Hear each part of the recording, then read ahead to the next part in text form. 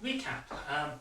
This is hopefully going to be the last online only class we have to run, because as of next week restrictions mean that we can actually be this close to other people, and we don't have to wear masks, and that means we can touch people and dance with them and actually give a decent teaching experience. It also means that we can restart our Create Malongas, and so we got the first one of those. And hopefully our lunchtime classes too. Yeah, and Tango No Days. So 4th of February, put that date in your diary for our first Create Malonga in person for 2 years. So Second one in person. Second in person one, yes. Even though we've held 6. Yeah. So anyway, so today's class we had a request to do something similar to what we did last week by looking at the same sequence and just seeing how we can build variations into it. So the sequence was actually just something similar, based on as if we were doing back ochos, pausing it, taking it into a front ocho, a planeo, and a leg wrap, and then taking it back into this baleo in the castrigado version. But what we did was we added into it to create variation and styling. So we started off with the side step to the left. We were putting the leader's right leg in deep, close to the follower's standing leg.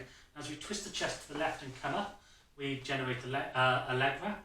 If we keep twisting to the left and I transfer my weight onto my right foot, she'll come around into a back baleo. So this is the equivalent of the back ocho. I'm then going to pivot my follower back round. She's going to come into a parada on my right foot. I'm going to take her over, and if I take my chest to the right and back, we get a gancho. And then I can lead her forward out of this, so we're now to the equivalent to the front ocho. So this is where we did the planeo into leg wrap, so we're going to do that. So I'm going to go down slightly, move my left foot forward, so as she comes around, she's going to come into almost a sandwich, but it's a deep sandwich, which means as she comes up, and I twist to the left, she'll get into another leg wrap. If I keep going to the left and sink down, we'll get this sort of gancho leg wraps. These are all chained in ganchos.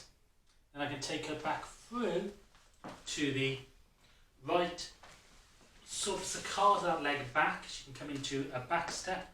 And now to get into this baleo position, I can step through her into another saccade, which will take her up. And because I've got forward momentum, I can carry that forward by going around my partner, taking her into a calcita before taking her out into something like a front ocho. So that's what we looked at today, was looking at opportunities to add in ganchos, leg wraps, baleos, and just style up a sort of very simple sequence with what some people would call advanced moves. We would not call those advanced moves. Those are beginner moves just being used in sequence. So yes, so we hope you see you in person in Swansea, either on the 31st in venue number 1 for our Monday class next week. We will also be not broadcasting, but our Zoom call will be open. Our Zoom call will be open. So if you're not in Swansea and you want high quality teaching, you can come and join us via that. And if you are in Swansea and you want high quality teaching, you can come and join us in venue number 1. And then if you want a nice Malonga, playing all types of music, which is welcoming to everybody, Create Malonga on the 4th. So we'll see you again soon. Thank you for watching this Urban Tango Nights recap. If you like these videos, please subscribe to our channel by clicking the logo. You can find more of our class summaries down here and other videos of us dancing tango over here. You can also follow us on Facebook, Instagram, Twitter and Meetup. Links are in the description below, and you can also subscribe to our newsletter using the link below.